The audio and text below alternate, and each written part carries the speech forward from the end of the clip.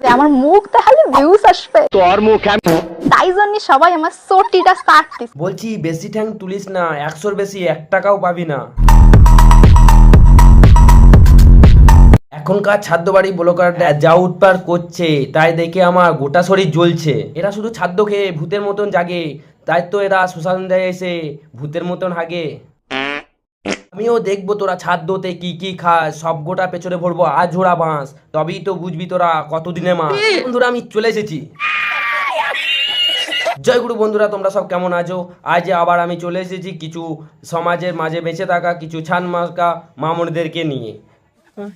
এরা মৃত মানুষকে কাজে লাগিয়ে পুষ্টি সংগ্রহ করে, যেমন কিমি। ভিডিওটা দেখছো যখন দেখো দিয়া মন, দয়া করে পড়ে নাও কানে হেডফোন। ভিডিওর মধ্যে কিছু আছে এমন কথা, গুরুজনের শুনতে পেলে কানে পাবে ব্যথা। গুরুজনরা আর ছোট ছোট ভাই বোনেরা, এই ভিডিওটা তোমাদের জন্য না। তো চলো আর বেশি কিছু না বলে ভিডিওর মধ্যে এগিয়ে যাই। এই ভিডিওটি শুধুমাত্র আপনাদের মনোরঞ্জনের জন্য, অযথা সিরিয়াস মাইন্ডে নেবেন না। বাবা কলা খাবা গাছ লাগায়ে খাও, পরের গাছের পানে কেন মিটে মিটাইয়া খাও বাবা রে, পরের গাছের পানে কেন মিটে মিটাইয়া খাও। এই 50,000 টাকা শপিং করে ফেলল। বলতো 50,000-এর পেছনে কটা শূন্য লাগে? হঠাৎ শুনি আমার দিদা মারা গেছে আর সবাইকে যেতে হবে শ্মশানে যাবি তাও আবার মেকআপ করে, ভূতের সাথে শুতে যাবি নাকি? আমার দিদা মারা যাওয়ার আর শ্মশানের ব্লগটা তোমাদের সাথে শেয়ার করি। বই তোরা আর কি কি শেয়ার করবি? আর আগে আমি একটু রেডি হয়ে নি, আর শ্মশানে গিয়ে কি কি। বলছি শ্মশানে যাবি তাও আবার মেকআপ করে, বলছি তোর তো এখানে তো আর ছেলে পড়ছে না, তাই শ্মশানে যেয়ে কি ভূত পটাবি নাকি? ভূত না পড়বে না, ওদের লাথি মেরে অন্যজনের কাছে চলে যাবে। আমি ভেবেই পাচ্ছিলাম না কোন ড্রেসটা পরে। পাচ্ছিল না কি পরে যাবে, তাই তো যাচ্ছে শাকচন্নি সেজে। আর একটু মেকআপ না করলে হয়? একটা মাখ ভালো করে। আমি ভাবতেই পারিনি আমার দিদা আমাকে ছেড়ে চলে যাবে। আরে মামুনি কি কষ্ট পাইছে, কষ্ট চাপার জন্য মুখে ময়দা মাখছে। চোখের পানিতে বুকটা বাইসা যায়। যে আমার দিদা আমাকে ছেড়ে চলে গেছে এই দুনিয়া ছেড়ে। আরে তোর দিদা না মারা গেছে, উঠে আর জিজ্ঞেস করবে না কোন কোম্পানির ময়দা মেখেছিস, ওঠ আর বাস্তবে না ফিরে আয়। আর কখনো দিদা চাইলেও ফিরে আসতে পারবে না। আরে তোর দিদা না বুঝতে পারেনি যে ও মারা যাওয়ার পরে তুই এত মেকআপ করবি, যদি বুঝতে পারতো না তাহলে তোর দিদা দেখি যেত তোর এই ময়দা মাখা মুখটা, যেত আমার লান্নি অহংকার না কুলাঙ্গার। মেকআপ করতে করতে দেখো মেকআপটা কি হয়ে গেছে। খুব সুন্দর লাগছে, একবার আয়নাতে মুখটা দেখ না। কারণ আমার এত টেনশন এত কষ্ট হচ্ছে আমার দিদার জন্য। এত কষ্ট পেয়েছে তাই তো কষ্টের জন্য নাচন উঠলে উঠছে।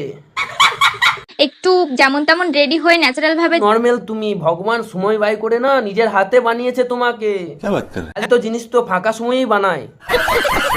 এইদিকে আমি বুড়োটা একটু আঁকিয়ে নিলাম যেমন তেমন ভাব। শ্মশানে যাবে তাও ময়দা মেখে, 2 দিন পরে বাথরুমে যাবে তাও পন্দে দেখবো এক গাদা ময়দা লাগিয়ে নিয়ে গেছে। তাই তো দেখে গু জিজ্ঞেস করবে হায় রে আমি কোথায় এলাম। আমি কিন্তু বেশি কিছু করছি না। বেশি কিছু করছে না। আরে মেয়েরা তোমরাই বলো কি করছে আর কি করছে না, কোনটা বাদ দিয়ে কোনটা করছে একটু দেখো। একে কিন্তু অবশ্যই কমেন্টে বলো আমাকে। ধরতে পারবে না। আর একটা জিনিস বাকি ছিল, যেহেতু মেকআপটা বোঝোই তো। যাচ্ছিস তো শ্মশানে, অত মেকআপ মাখিস না, ভূতেও ভয় পাবে, বলবে কোথা থেকে আমার সাতচুন্নি পিসি উঠে এলো। ওইদিকে আমি ভাবছিলাম দিদাকে না নিয়ে চলে যাই, কারণ আমার সাজতে সাজতে তাড়াতাড়ি যা, নিয়ে চলে গেল। তাও আমি একটু ভাবলাম যেমন তেমন করে যাই। বলি শিক্ষার আলো কি পেটে একটুকু পড়েছে তোর? করবে কি করে, 8 পর্যন্ত তো পাস করেই তুলে দিয়েছে। এরা শিক্ষিত, এরা জাগ্রত, ভয় পায় না কিছু, রাজনীতি নিয়ে ভণ্ডামি করে, শিক্ষাই করে হিসু।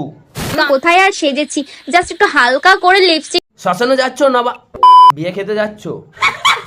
দেখো কেমন একটু পরি পরি লাগছে না আমাকে? ঘুরতে না উড়িয়ে নিয়ে যাবে তোমাকে রে।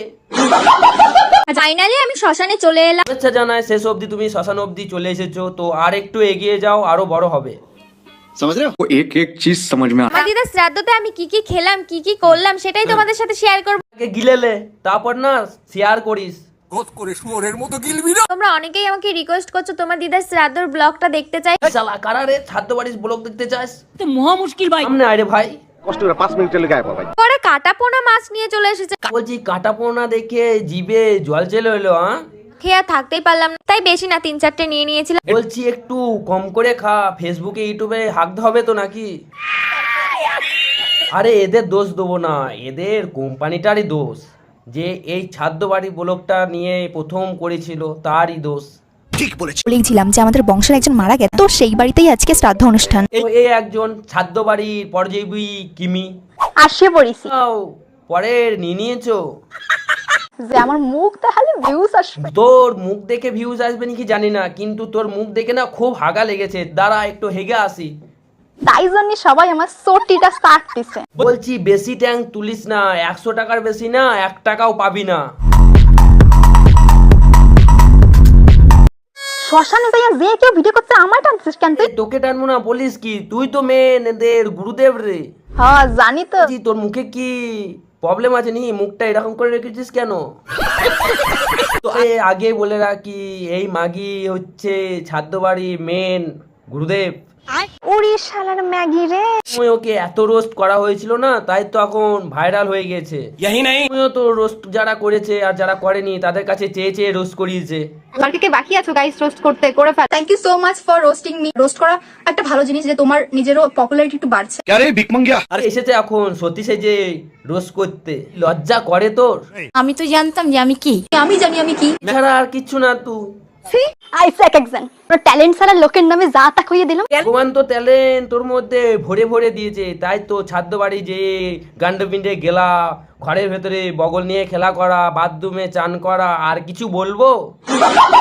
আর তোকে হালকার উপরে দিলাম, পাবলিক যদি চায় না আবার আসবো। চলো বন্ধুরা, ভিডিওটা এই পর্যন্তই। পরবর্তী ভিডিও দেখার জন্য আমাদের চ্যানেলটাকে সাবস্ক্রাইব করে পাশে থাকা নোটিফিকেশনটাকে অন করে দেবে। আর ভিডিও যদি ভালো লাগে একটি কমেন্ট, শেয়ার, লাইক করতে ভুলবেন না। দেখা হচ্ছে পরবর্তী ভিডিওতে, ততক্ষণ ভালো থাকবে, সুস্থ থাকবে। ওরে শালার ম্যাগি রে।